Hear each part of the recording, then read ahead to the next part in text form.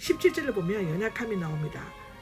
똑같은 본문이지만 아랍어 탐구역의 영적인 의미, 즉 그리스도가 다른 사람의 죄를 대신하여 고난당하심으로 해석한 반면 마태는 히브리어로 된 구약 성경을 번역하여 현실적으로도 육체적인 의미를 강조하고 있는 듯 한다고 기록되어져 있네요.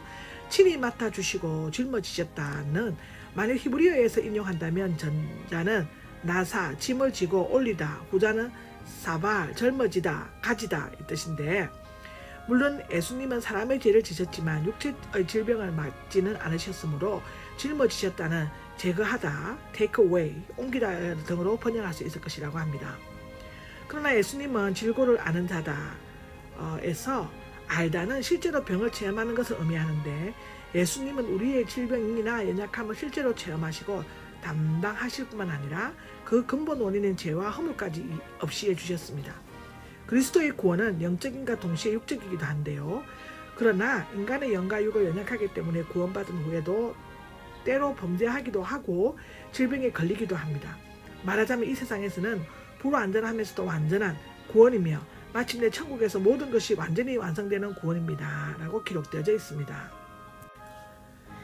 19절과 21절 사이를 보면 한 율법학자 제자들 가운데 어떤 사람이라고 되어 있는데 두 사람은 이미 제자가 된 자들이었습니다. 전자는 예수님을 선생님, 후자는 주님이라고 불렀는데 전자는 당시 랍비의 제자들, 그들이 단지 율법의 지식을 습득하려고 선생의 뒤를 쫓는다는 것처럼 충동적으로 주님을 따르려고 했고 후자는 주어진 소명을 받아들이기를 주저하고 지체하였다라고 기록하고 있습니다.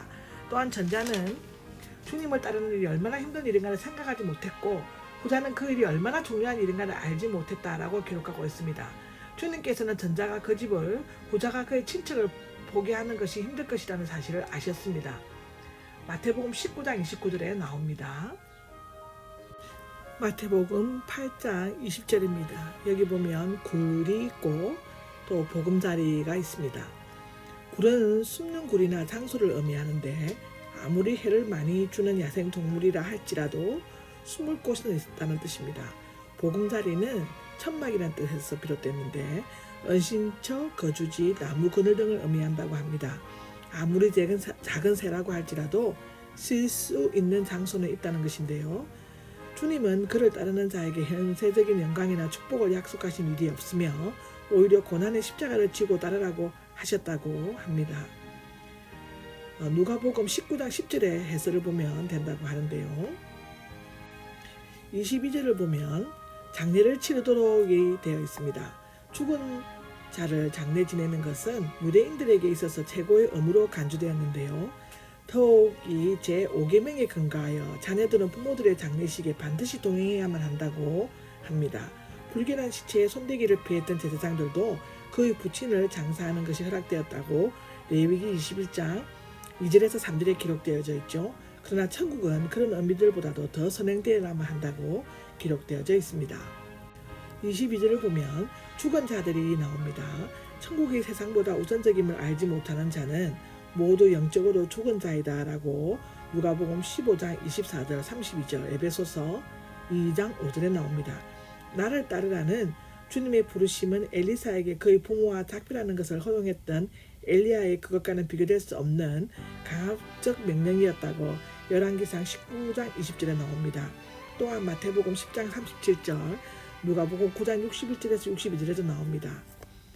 주님께서 의미하신 제자직은 이론적인 지식이나 도덕적인 수련이 아니라 전쟁에 나서는 군인처럼 모든 것을 버리고 목숨까지 각오해야 하는 실천적인 가업이었을 것이라고 기록하고 있습니다. 이것은 디모데후서 2장 4절에 나옵니다. 24절입니다. 큰 풍랑이 나옵니다. 문자적으로는 흔들림의 뜻이 있고 지진이나 바다의 폭풍우를 나타낼 때 쓰입니다. 갈릴리 호수 주변에 산으로 둘러싸여 있고 수면이 지중해보다 212m 낮아서 저녁에는 공기가 급속히 냉각되어 급작스럽게 돌풍이 불 때가 있었다고 하는데요.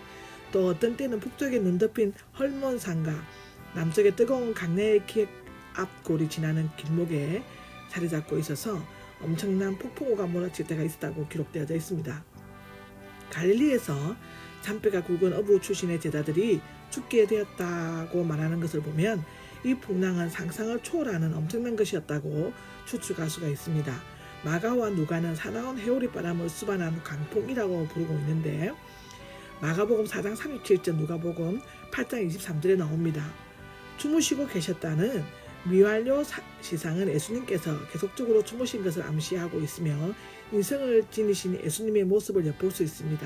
여호와의 낯은 피하여 가던 요나도 잠을 잤지만 풍랑의 원인이 되었습니다. 그러나 하나님의 마음을 지닌 예수님은 주무시기는 했지만 풍랑을 잔잔케 하셨다고 기록되어져 있습니다.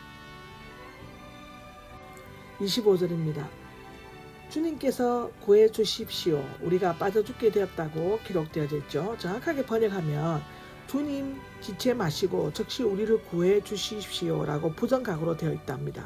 우리가 죽어가고 있습니다는 현재 시상이고 우리가 가라앉고 있습니다가 되어 있는데 마가와 누가가 그 상황을 조금씩 다르게 표현하고 있는 것은 그때 제자들이 각기 다르게 외쳤을 것을 기술한 것이며 통일성에서는 아무런 문제가 없다고 기록되어져 있습니다. 26절입니다. 믿음이 적은 자들아 라고 하는데 마태만이 즐겨 사용하고 있는 특정적인 합비어인데 믿음이란 말은 있는다, 기대다, 신뢰하다의 뜻이라고 로마서 4장 20절에 나와 있습니다. 그들이 두려워한 것은 풍랑이 강했기 때문이 아니라 믿음이 약했기 때문이라고 하는데요. 연약한 믿음에는 두려움이 뒤따른다고 합니다. 마가복음 5장 36절에 나오죠. 믿는다고 하면서 믿지 않는 자는 사실상 불신자와 같은 것입니다. 그들은 두려움 때문에 영원히 깨어 계신 우주의 지배자를 믿지 못하고 다만 눈앞에서 주무시는 인간 예수만을 바라보았다고 합니다.